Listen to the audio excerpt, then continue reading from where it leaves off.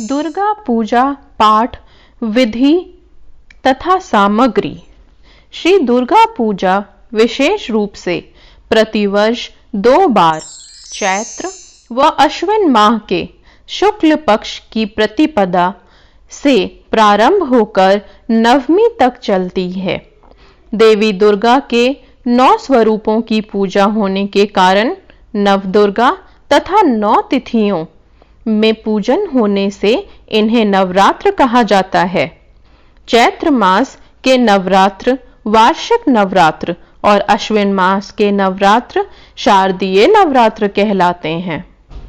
भगवती दुर्गा के साधक भक्त स्नानादि से शुद्ध होकर शुद्ध वस्त्र धारण कर पूजा स्थल को सजाएं।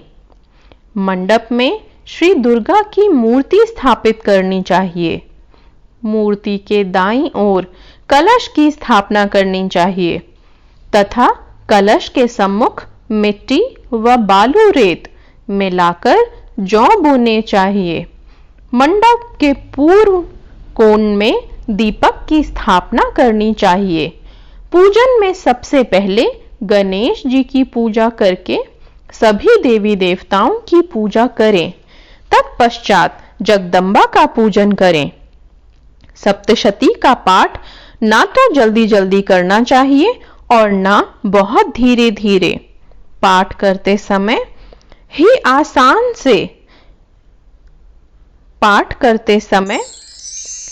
आसन से निश्चित हो अचल बैठना चाहिए।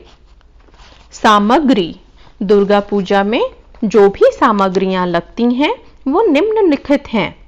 जल, गंगा जल, पंचामृत, दूध, दही, घी, शहद, शक्कर, रेशमी वस्त्र, उपवस्त्र, नारियल, चंदन, रोली, कलावा, अक्षत, पुष्प, पुष्पमाला, जयमाला, धूप, दीप, नैवेद्य, ऋतुफल, पान, सुपारी, लौंग, इलायची, आसन, चौकी, पूजन पात्र आरती, कलश। नवदुर्गा की प्रार्थना करने से पहले मस्तक पर भस्म, चंदन, रोली का टीका लगाना चाहिए। नवदुर्गा की प्रार्थना के पश्चात कवच का पाठ करना चाहिए। इसके बाद अर्गला और कीलक का पाठ करें।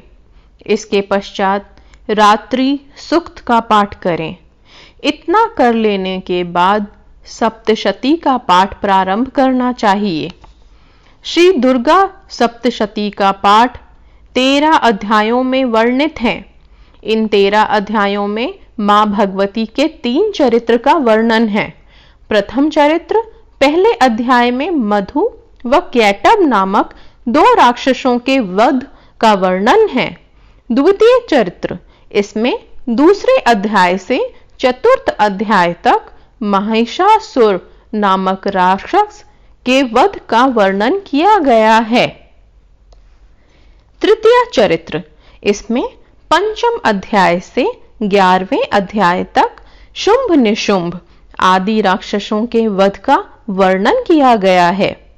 12वें अध्याय में आदि शक्ति मां के तीनों चरित्रों का पाठ करने का महत्व बताया गया है। 13वें अध्याय में राजा सुरथ एवं समाधि नामक वैश्य को देवी द्वारा दिए वरदानों का वर्णन किया गया है।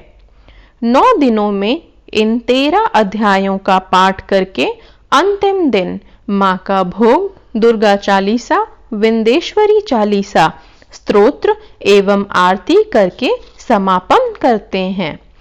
विधि विधान से किए गए नवरात्रि के 9 दिन के इस पर्व का, इस व्रत का महात्म बहुत अधिक है।